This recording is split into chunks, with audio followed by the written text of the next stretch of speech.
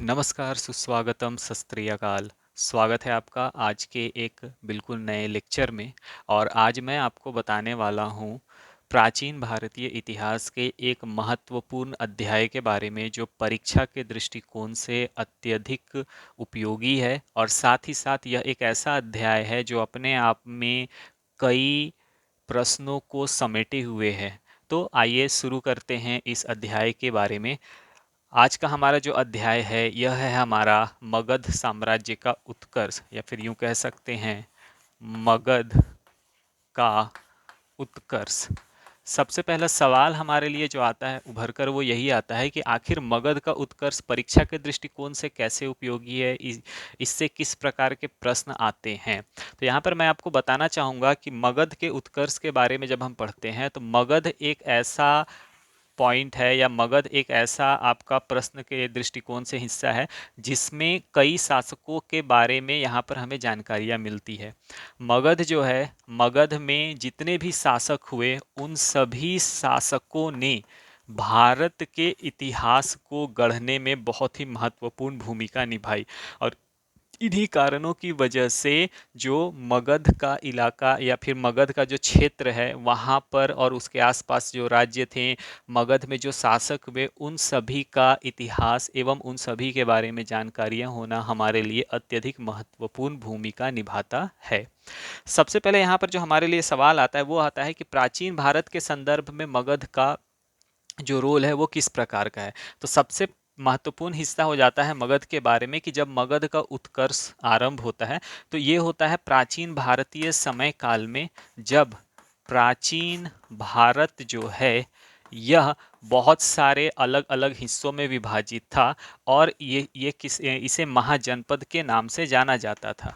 महाजनपद के नाम से जाना जाता था। आई रिपीट अगेन, प्राचीन भारत जो है, प्राचीन भारत कई छोटे छोटे खंडों में विभाजित था, खंडों में विभाजित था। और इन्हीं छोटे खंडों को हम महाजनपद के नाम से जानते थे। महाजनपद वर्तमान समय के राज्यों के अनुसार आप ले सकते हैं। यदि आज का हम भारत देखें तो आज के भारत में जिस प्रकार से अलग अलग राज्य हैं, ठीक उसी प्रकार से प्राचीन भारत या प्राचीन समय में भारत में 16 बड़े हिस्से हुआ करते थे, जिन्हें हम महाजनपदों के नाम से जानते थे। बड़े हिस्से, इन महाजनपदों में कई जनपद होते थे, जन होते थे, लेकिन जो मूलतः इनका जो स्ट्रक्चर था वह वर्तमान समय के राज्यों के समान ही था, जिसे हम महाजनपद कहते थे। और उस समय कुल मिलाकर भारत में 16 महाजनपद थे, जो भारत की राजनीति में अत्यधिक महत्वपूर्ण भूमिका निभाते थे। क्योंकि उस समय एक राष्ट्र, या यूं कहा जाए कि संपूर्ण एकीकृत भारत जो है, इसका हमें उल्लेख नहीं दिखता है। यहाँ पर हमें किसके बारे में जानकारियाँ मिलती है, तो हमें अलग अलग महाजनपदों के बारे में जानकारियाँ मिलती हैं। और इन महाजनपदों का यदि हम सीक्वेंस वाइज अगर उन्हें हम पढ़ें, या फिर यूं कहा जाए कि अगर उन महाजनपदों के बारे में हम पढ़ें तो वो महाजनपद कौन कौन से थे, तो वो महाजनपद थे अंग, मगध, काशी, कोसल।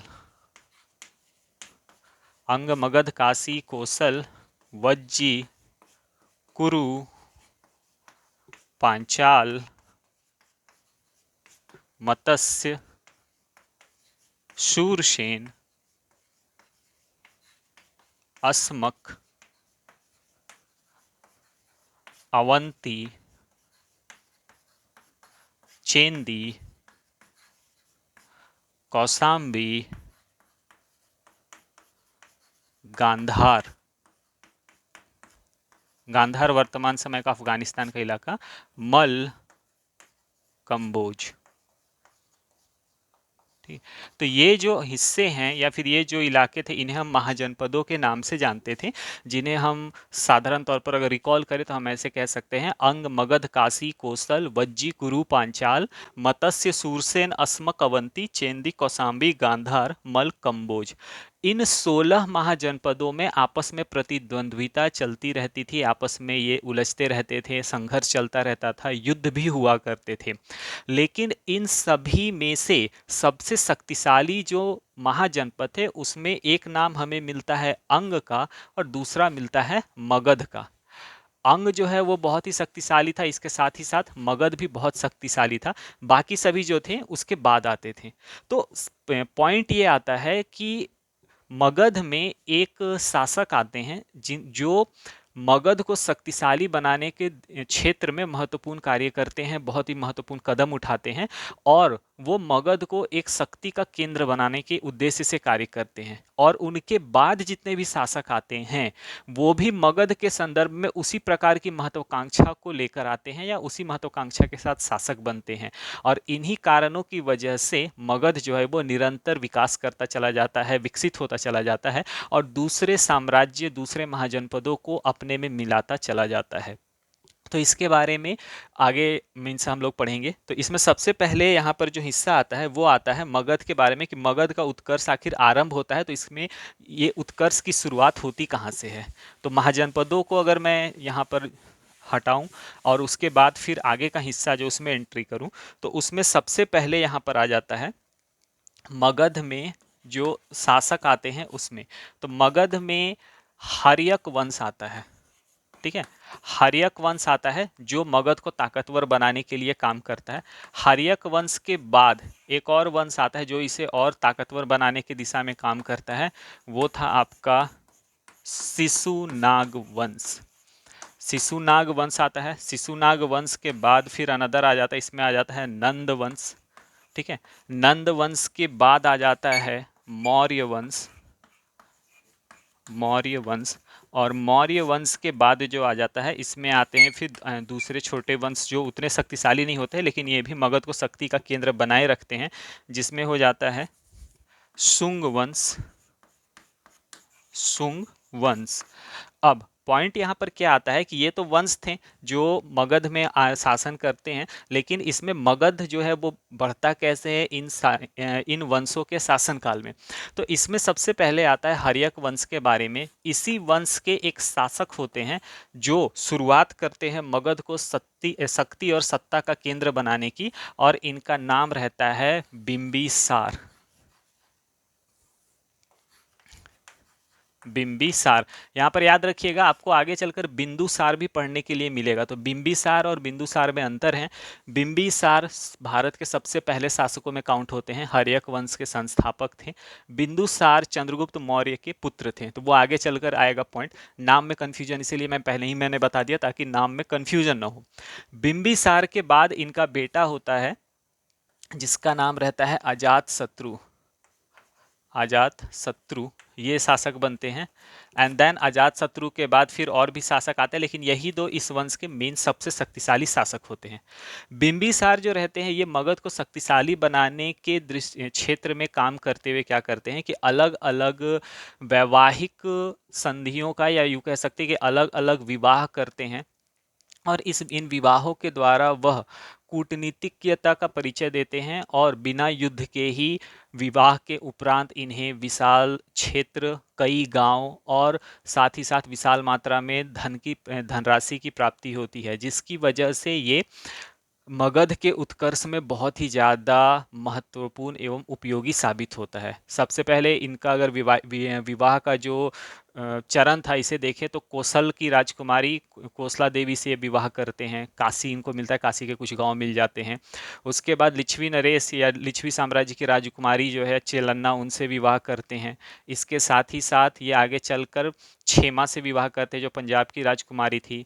आम्रपाली का भी उल्लेख आता है। कुछ ऐसे ग्रंथ है जिसमें ये भी बताया गया है कि बिंबिसार ने लगभग 500 विवाह किए थे। तो अलग अलग स्रोत जो है वो हमें अलग अलग जानकारियाँ देते हैं, लेकिन इन सभी का जो पूरा निचोड़ है, सार है, वो यह हमें बताता है कि बिंबिसार जो हैं वह विवाह के द्वारा अपनी शक्ति को आगे बढ़ाने में बहुत ही अच्छी तरह से कह सकते हैं कि अपने आप को अभ्यस्त कर चुके थे। उन्हें मालूम था कि युद्ध के द्वारा जिस राज्य को हराने में चुनौतियां ज़्यादा होंगी, तो उनके साथ बिना युद्ध के ही कूटनीति किया या फिर वैवाहिक संबंध के द्वारा उस राज्य को अपने राज्य में मिला लिया जाए, या उस राज्य से ऐसे संबंध बना लिए जाएं ताकि आगे चलकर वो उनके लिए बहुत ही ज़्यादा उपयोगी सिद्ध हो।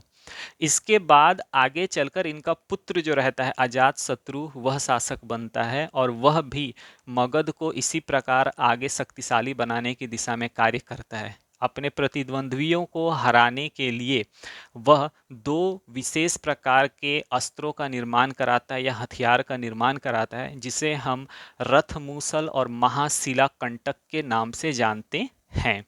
साथ ही साथ यह भी पॉइंट हमें मिलता है कि अजातशत्रु को पितृहंता भी कहा जाता है। पितृहंता कहे जाने के पीछे कारण ये था कि इन पर यह इल्जाम लगाया जाता है कि इन्होंने अपने पिता की हत्या कर दी थी। आगे चलकर इनके साथ भी यही होता है, अजातशत्रु भी अपने पुत्र के द्वारा ही इनकी हत्या कर दी जाती है। लेकिन इनके बाद के जो शासक आते हैं वो उतने शक्तिशाली नहीं होते हैं, किंतु मगध को एक सत्ता का केंद्र बनाए रखने में वो निरंतरता प्रदान करते हैं। जब इस वंश के अंतिम जो शासक रहते हैं नागदशक, वो इस सत्ता को सही तरीके से कंट्रोल नहीं कर पाते हैं, सुचारू रूप से उसे नियंत्रित और अच्छे तरीके से संचालित नहीं कर पाते हैं, तो उन्हीं के एक आप कह सकते हैं कि मंत्री के द्वारा, उन्हीं के एक व्यक्ति के द्वारा हत्या कर दी जाती है उनकी, और उसके बाद एक बिल्कुल नए वंश की स्थापना की जाती है जिसे हम नाम देते हैं शिशुनाग वंश। शिशुनाग वंश जो है, शिशुनाग वंश भारत में या यूँ कहा जाए कि मगध के उत्कर्ष में बहुत तेजी से अपना योगदान नहीं देता है, लेकिन यह इसमें निरंतरता रखता है और उसे बरकरार रखता है। आगे चलकर शिशुनाग वंश के जो अंतिम शासक होते हैं उनकी हत्या महापद्मनंद के द्वारा की जाती है। महापद्मनंद जो रहते हैं ये बहुत ही महत्वाकांक्षी रहते हैं, और महापद्मनंद के काल में या यूं कहा जाए कि नंदों के काल में मगध का बहुत ही तेजी से विस्तार होता है, और मगध के विस्तार के साथ ही साथ नंद जो थे वह मगध में स्थायी सेना की प्रवृत्ति को बहुत मजबूत बना देते हैं। नंदों में महापद्मनंद जो है, महापद्मनंद का नाम इसलिए भी महत्वपूर्ण माना जाता है क्योंकि उन्होंने छोटे छोटे कई राज्यों को जीता था और जीतने के बाद उसे मगध में मिला लिया था। उनकी इन्हीं उपलब्धियों के कारण, निरंतर युद्ध करते रहने के कारण उन्हें सर्वछत्रांक की उपाधि भी दी गई थी। सर्वछत्रांक के नाम से उन्हें जाना जाता है क्योंकि उन्होंने किसी क्षत्रियो को नहीं छोड़ा था, सभी का नाश कर दिया था, सभी अपने शत्रुओं का नाश कर दिया था। इस वजह से इन्हें सर्वछत्रांक भी कहा जाता है। इसके अलावा इन्हें उग्रसेन नाम से भी बुलाया जाता है, उग्रसेन नाम की उपाधि भी इन्हें दी गई है। इसके अतिरिक्त और भी कई ऐसे नाम हैं जो महापद्मनंद को दिया गया है। तो महापद्मनंद में कहा जाता है कि वह एक बहुत ही विशाल सेना का स्वामी था, और इस वजह से लोग उससे बहुत ही ज़्यादा डरते थे। तो विशाल सेना का स्वामी होने के पीछे कहने का कारण क्या है कि उसकी सेना शक्तिशाली ही केवल नहीं थी, बल्कि स्थायी भी थी, मजबूत भी थी, और साथ ही साथ निरंतर वो युद्ध में निरंतर शामिल रहता था। आगे चलकर महापद्मनंद के बाद जो होते हैं वो और भी शासक बनते हैं।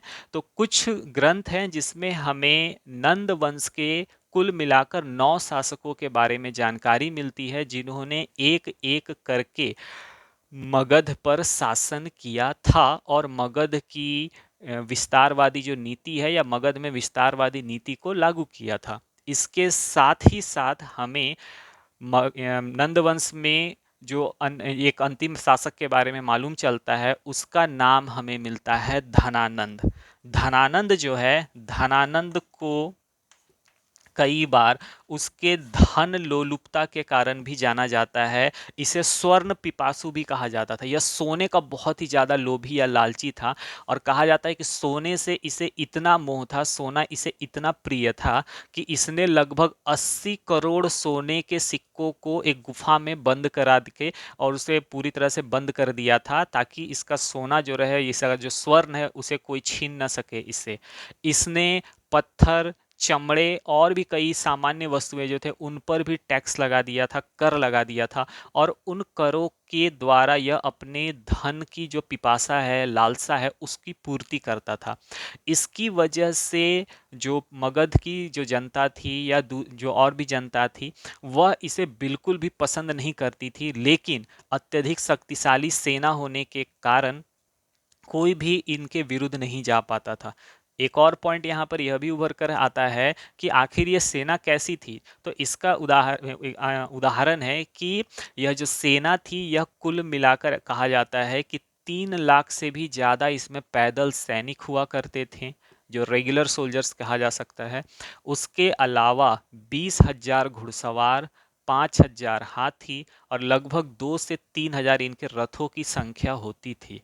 इसके साथ ही साथ एक और पॉइंट हमें उभर कर सामने आता है, जिसके बारे में हमें जानकारियां मिलती हैं कि जो मगध में नंदों की ये जो सेना थी, यह इतनी शक्तिशाली थी कि इसकी सेना के आकार और इसकी सेना की शक्ति के कारण ही अलेक्जेंडर की जो आर्मी थी वह वापस लौट गई थी। अलेक्जेंडर, जिसे सिकंदर महान के नाम से भी जाना जाता है, सिकंदर का जो आक्रमण हुआ था वह इसी समय यानी कि नंद वंश के शासनकाल के समय ही भारत पर हुआ था। साथ ही साथ एक और पॉइंट यहाँ पर आता है, नंद वंश के शासनकाल में जब सिकंदर का आक्रमण हुआ था उस समय, कि मगध के उत्कर्ष में उसका क्या फायदे हुए। तो जब मगध जो है, मगध में आप ये देखेंगे कि नंद वंश शासन कर रहा था, उसी समय जब सिकंदर का आक्रमण होता है तो सिकंदर जो रहता है, सिकंदर छोटे छोटे राज्यों को जीत लेता है, छोटे छोटे राज्यों को हराता है और उन राज्यों को हराकर अपने अधीन करता है या उनके शासकों को वापस प्रदान कर देता है। जैसे कि पोरस का राज्य उसने उसे वापस कर दिया था, उसकी वीरता को मद्देनजर रखते हुए, ध्यान में रखते हुए। तो इन छोटे छोटे राज्यों को जब वो हरा देता है और हराकर अपने नियंत्रण में ले लेता है, कौन? सिकंदर। तो इससे क्या हो जाता है कि वहां पर एक तरह का एकीकरण आ जाता है सिकंदर की पराजय के पश्चात, यानी कि वो राज्य हारने के बाद संगठित रूप में संचालित किए जाते हैं। तो इसका लाभ ये होता है कि आगे चलकर नंद जो थे, या नंदों के द्वारा मगध जो संचालित किया जा रहा था एक शक्तिशाली सेना के द्वारा, उसके अलावा सिकंदर का जो ये जीता हुआ इलाका, ये सब भी आपस में मिलकर एक तरह का संगठन बनाते चले जाते हैं। संगठन कहने का मतलब है कि ये एक तरह का इनमें कहा जा सकता है कि संगठित ढांचा तैयार होने लगता है। और उसके बाद इसका फायदा आगे चलकर होता है, जब चंद्रगुप्त मौर्य इन सभी इलाकों को जीतता है तो उसके बाद संपूर्ण एकीकृत भारत जो है, या आप कह सकते हैं एक भारत जो है, इसका हमें, या एकीकृत भारत का नक्शा हमें दिखाई देता है। पॉइंट यहाँ पर यह आता है कि शिशुनाग वंश जो है, शिशुनाग वंश के बाद धनानंद जो है नंद वंश से संबंधित था, और धनानंद जो नंद वंश से संबंधित था, धनानंद अपने लोभ के कारण जाना जाता था, इसके पास एक विशाल सेना थी। तो उसके बाद फिर मगध के उत्कर्ष में इसका क्या योगदान आता है, तो इसके जो धन पिपासा थी, धन की लालसा थी, इसके अतिरिक्त बाकी जो कार्य थे, इसकी वजह से मगध में बड़े पैमाने पर धन एकत्रित हो जाता है। दूसरा फायदा ये होता है कि मगध पहले से ही ताकतवर और शक्तिशाली शासकों के अंतर्गत शासित होता आ रहा था, तो उसकी वजह से मगध में निरंतरता थी, वहां पर एक सैन्य प्रवृत्ति की। और उसके साथ ही साथ मगध जो है एक ऐसे इलाके में था, मगध का जो इलाका था वह इस प्रकार से बना हुआ था कि वहां पर बड़े पैमाने पर उपजाऊ भूमि की उपलब्धता थी, जिसकी वजह से बहुत ही विशाल मात्रा में फसल की उपज होती थी, जिसका एकत्रीकरण सेना के निरंतर रखरखाव में बहुत ही ज़्यादा लाभदायक भूमिका निभाता था। इसके साथ ही साथ मिनरल्स जो हुआ करते हैं, अयस्क जो होते हैं, अयस्क की खानें हुआ करती थी, या यूँ कहा जाए कि जो भी हमारा अयस्क होता है, जैसे कि लोहे की खानें हो गई और दूसरी जो खानें हुआ करती थी, अयस्क मिलते थे इनसे। इन अयस्कों के द्वारा बड़े पैमाने पर निर्माण किया जाता था धातु निर्मित वस्तुओं का, धातु निर्माण का कार्य होता था।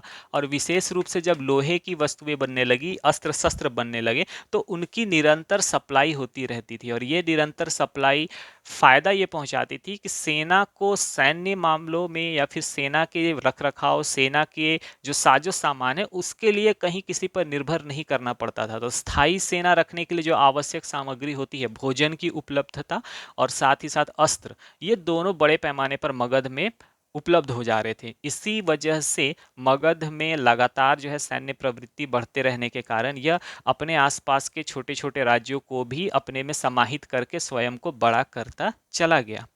आगे चलकर समस्या ये खड़ी होती है कि धनानंद को जनता पसंद नहीं करती थी, और इसी समय में एक और पॉइंट ये होता है कि चंद्रगुप्त मौर्य नाम के एक व्यक्ति के द्वारा धनानंद को सत्ता से हटाने के लिए चाणक्य नाम के एक विद्वान की सहायता मिलती है, और वो या फिर यूँ कहा जाए चंद्रगुप्त मौर्य चाणक्य की सहायता से नंद वंश के ये जो शासक थे धनानंद, इन्हें विस्थापित करता है। इसके लिए वो पहले जो छोटे राज्य थे, जैसा कि मैंने आपको पहले ही बताया, जो छोटे राज्य सिकंदर ने जीते थे और उसके बाद उनको मीन्स अपने सेनापतियों या फिर जो जीते हुए राज्य थे उनको एक व्यवस्थित ढांचा दे दिया था जिसके अंतर्गत वे संचालित होते थे।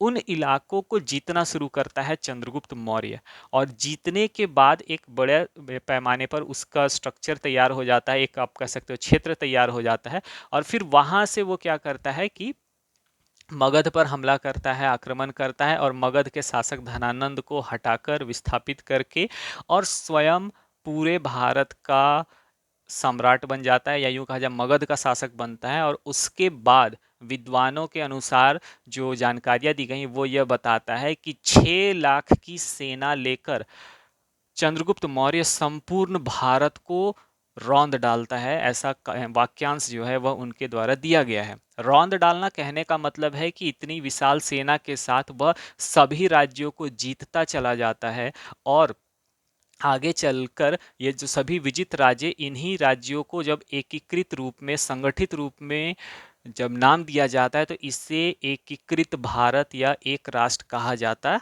है। और इसी वंश में हमें आगे चलकर चंद्रगुप्त मौर्य के पश्चात हमें नाम मिलता है बिंदुसार का, जो इनके पुत्र होते हैं। बिंदुसार के बाद हमें अन्य शासक के रूप में अशोक का नाम मिलता है, जिन्हें हम अशोक महान के नाम से भी जानते हैं।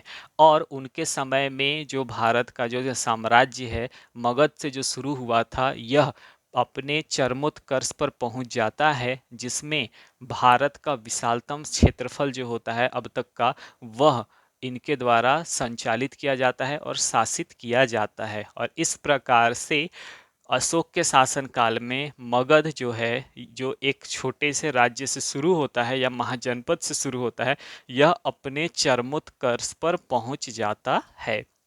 आगे चलकर फिर मगध इसके बाद भी एक लंबे समय तक सत्ता का केंद्र बना हुआ रहता है, और वहां से शासन व्यवस्था को संचालित किया जाता है।